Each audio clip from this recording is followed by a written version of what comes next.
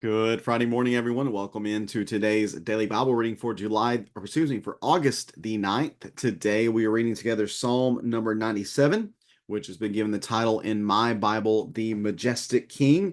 This is a kingship psalm, I do believe. It might fit into a couple of others as well, but it mostly continues on this theme of Yahweh being the king over the universe. And this theme goes all the way back to Psalm 93. It's going to continue for a few more psalms after this into Psalm 100.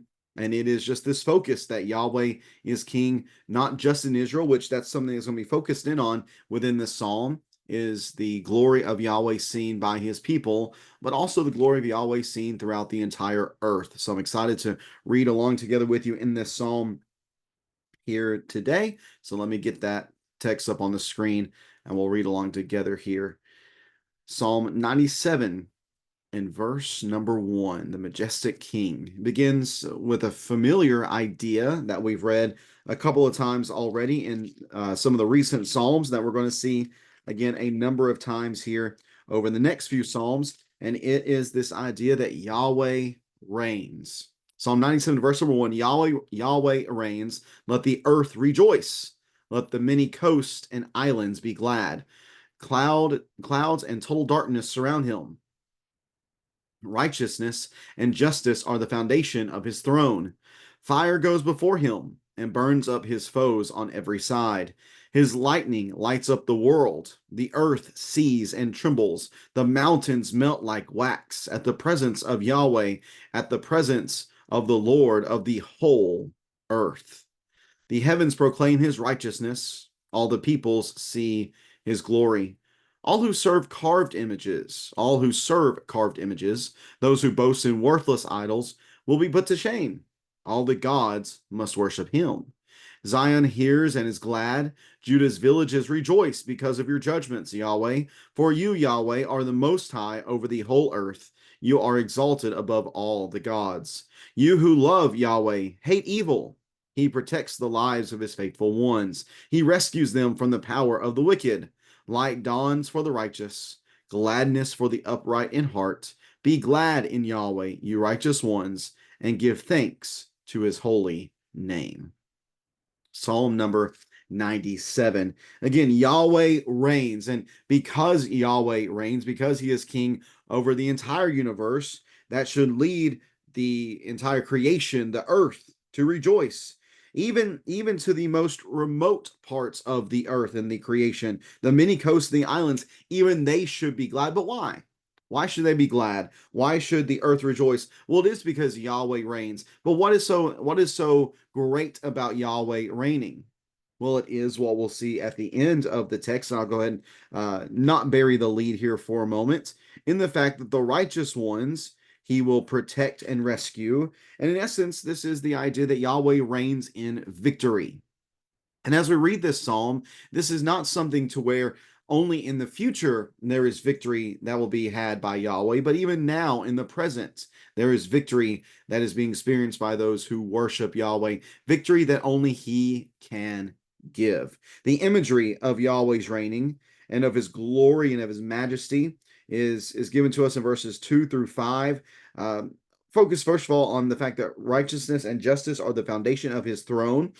Righteousness and justice are the foundation of his authority. This goes back to Psalm 89 and verse 14, where this is mentioned as well. And surrounding him are these clouds and total darkness.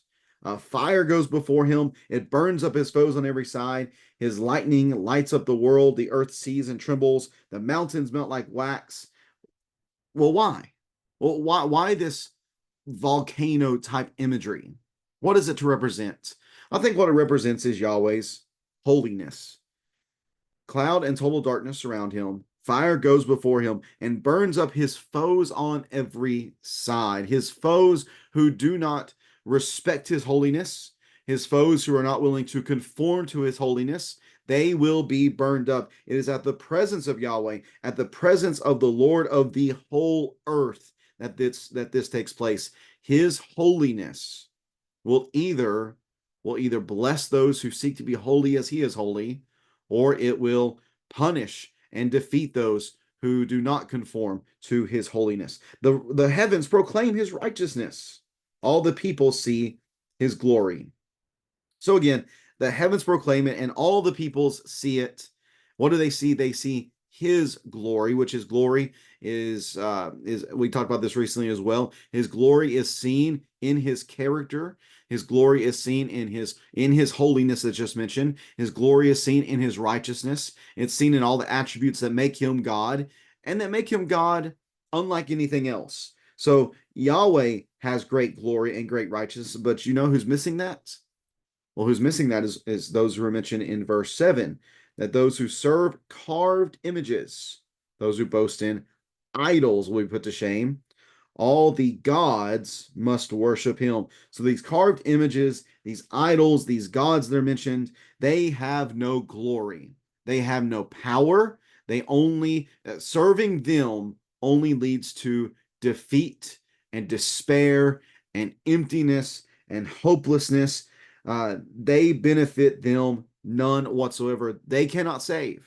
The idols that are mentioned in verse 7, they do not have glory, they do not have righteousness, and they do not come with the imagery that is painted for us in verses 2 through 5. They cannot say that clouds and total darkness surround them. They cannot say that fire goes before them, or that light and their lightning lights up the entire world, that the mountains melt like wax before them. They can't say that.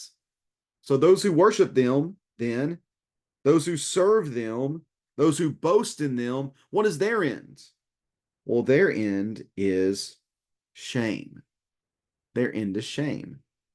Now let's go back to the beginning real fast. Yahweh reigns. Let the earth rejoice. Let the many coasts and islands be glad. So there's rejoicing and gladness for those who see Yahweh's reign and who submit to it. But for those who see Yahweh's reign, but would turn to something else instead, they would turn and serve and boast in idols, which are nothing we know. They have no power. Again, they have no glory. They will only be put to shame.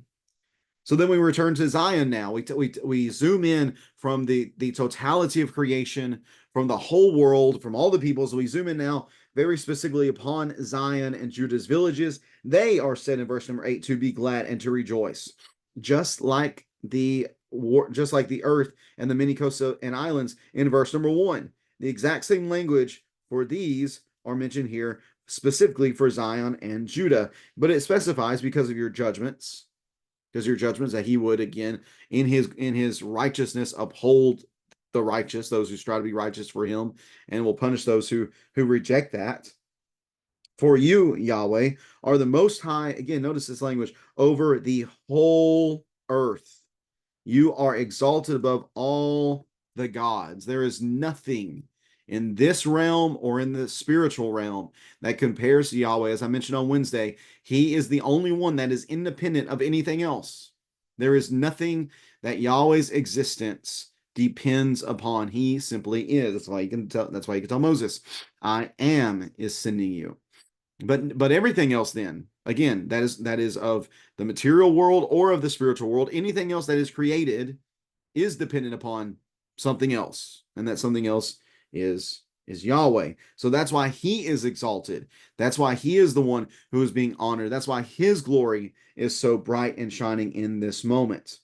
So therefore, looking around and seeing your options, who are you going to serve? You're going to serve idols who have no glory. Are you going to serve these carved images that can't do anything for you? Or will you serve Yahweh, the true Almighty God, the true Most High God? Those who choose that and those who love him, what that demands of you is that you hate evil. Again, anything that contrasts with him, you cannot abide by it. You cannot stand it. You cannot permit it. You must hate that which is against God. And in doing so, you, the faithful ones, he will protect your lives. He will rescue you from the power of the wicked. Light dawns for the righteous, gladness for the upright in heart. Be glad in Yahweh, you righteous ones, and give thanks to his holy name. Maybe here in this moment, the author of this text is, and the Septuagint version, the Greek version of the Hebrew Old Testament attributes this to David when his land is brought to order. Again, no detail really given to us about that whatsoever. But it seems that possibly there is some sort of suffering that's going on in the background here, where the faithful ones and the faithful ones of God, those who are righteous, those who are upright in heart, maybe they are being oppressed by some sort of wicked enemy. That's why God protects them, rescues them. That's why there's this need to be reminded that light dawns or light shines, that hope remains, gladness is still can be yours. Why? Well, because you are the righteous ones. You are the ones that he protects. You are the ones that he rescues and delivers because you've trusted in him. Out of all the things in this earth that you could put your trust in, you have chosen to trust him.